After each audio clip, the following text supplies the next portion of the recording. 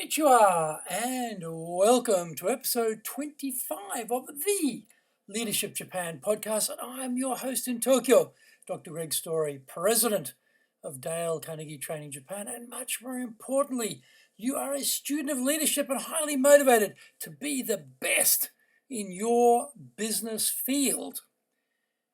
Today's topic: what is smart? Doing more, faster, better, with less drives our business lives. To survive and, if possible, to prosper, we arm ourselves with knowledge. We go to business school, get our academic passport stamped, and get busy climbing the greasy pole to the top. Along the way, we are successful, and recognizing our individual contributions, the organization promotes us to a position of leverage. They do this through giving us subordinates to help us run this part of the business. So far, so good. The difficulty with leverage, though, is it's a tricky thing, especially when applied to people.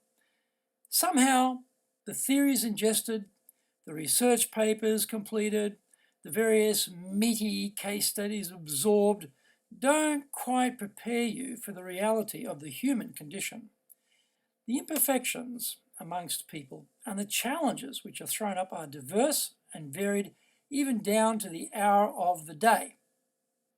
Your star player had an argument with their significant other this morning, or have a child or parent who became ill this afternoon, or is worried about their financial position at market close. Consequently, their concentration is shot to pieces.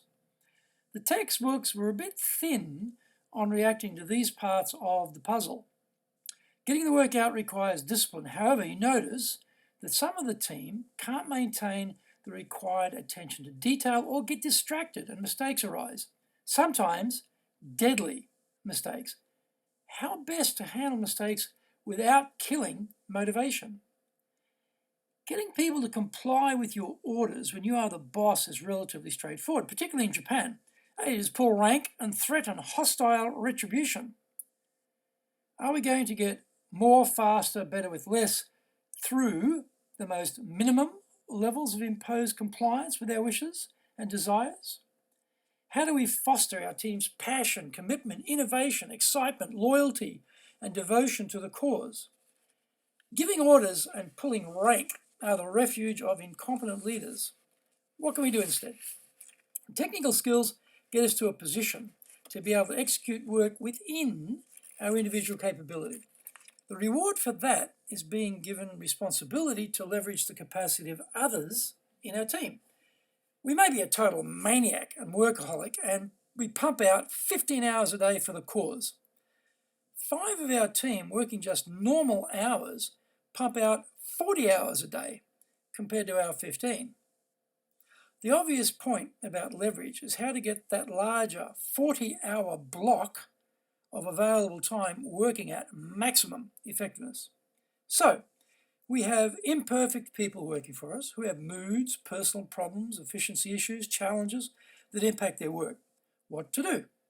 Here are 2 simple principles from Dale Carnegie to move the needle from reluctant, disgruntled compliance to enthusiastic, willing cooperation. Ask questions instead of giving direct orders. Principle number 25 from Dale Carnegie's Human Relations Principles. Now, this sounds simple enough. However, we've all been educated differently. We've grown up on a diet of Hollywood movies with a heroic leader directing. We have bosses who fire out orders like a machine pistol. We expect to be told what to do, not to suggest what we should do. Now, we are the boss, and we have to overcome our own bias to give orders and our Japanese team's bias that they passively receive those orders. When we first implement a new skill, we are rarely perfection personified at the start. So, first thing, we should cut ourselves some slack and not be too tough on ourselves when trying these new Dale Carnegie principles for the first time. Also, give your team some margin to get used to this novel approach. When the desire to give orders bubbles up automatically from within, whoa, resist the urge. Instead, mentally intervene and switch the statement, I want you to do this, to, what do you think we should do about this? Don't expect answers to instantly gush forward. Japanese subordinates may be shocked to be consulted, puzzled by this deviation from orthodoxy, or suspicious of your boss motives. After asking the question, remain absolutely silent. Do not attempt to fill the vacuum with sound from your side. Just smile and wait. If you get a reply such as, I don't know, mention you are not sure what is best either. That is why you are consulting with them. Ask them what in their experience so far has worked well. Again, revert to tomb-like silence and wait. Patience will be rewarded, and eventually they will venture forth a modest, safe suggestion.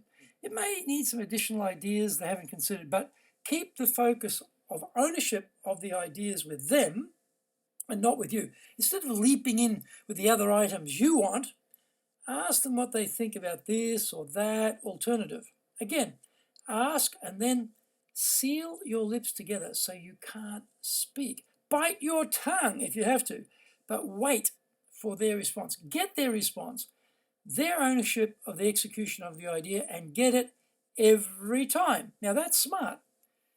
Having gotten them to suggest what needs to be done, allow them to carry out the task, but intervene regularly. Intervene with praise. Use the next Dale Carnegie principle, number 27. Praise the slightest improvement and praise every improvement. Be hearty in your approbation and lavish in your praise. Another simple one, which is always fresh and well rested as a principle, because it gets so rarely used. Think about the last time you received any recognition, let alone hearty approbation or lavish praise. It is even a rarer occurrence in Japan. Praise is in short supply in the business world. There are no semester subject titles such as Praise in Business. Given how motivating, loyalty enhancing, and cooperation creating this activity is, you might wonder if business schools might not rethink what they're actually doing to prepare us for the real world. Don't wait for the change to occur anytime soon though, so let's make the change in ourselves now and not wait. The praise must be real. It must be sincere. Hey, look, we are all experts in detecting counterfeit praise, especially Japanese staff who grew up with concepts such as the ubiquitous tatemae, the superficial reality.